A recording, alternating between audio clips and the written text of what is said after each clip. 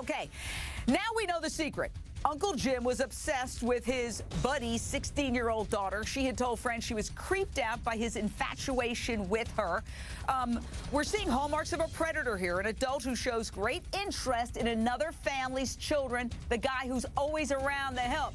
I mean, I've got to ask our panelists, and, you know, criminal defense attorneys deal with so many people who have mental issues and who are emotionally stunted. Mike Gottlieb, you know, this notion of, well, we're not really blood, but we're family, it's a tricky notion. Sometimes it can work. Sometimes it can allow a Trojan horse into the family. When you look at the photos of this guy, he looks so juvenile to me, so emotionally immature.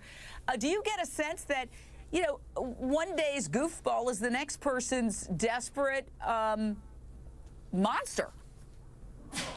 You know, I'm not really sure what sense you get from him, from his attitude, or from him being jovial around the family. I think, honestly, what concerns me when I look at those pictures is he seems to be able, he's like a chameleon. He doesn't look the same from one picture to another, and I find that troubling from a standpoint of trying to find this guy, trying to hunt him down and see where he's at. In some pictures he's heavy, in some he's thin, in some he's got a beard, some he's clean shaven. I find that troubling. His attitude in the pictures, he seems to be on vacation. He's joking around, but it's, you know, obviously when you put it all together, it's certainly a recipe for disaster. How did this go from a crush to a murderous kidnapping, arson?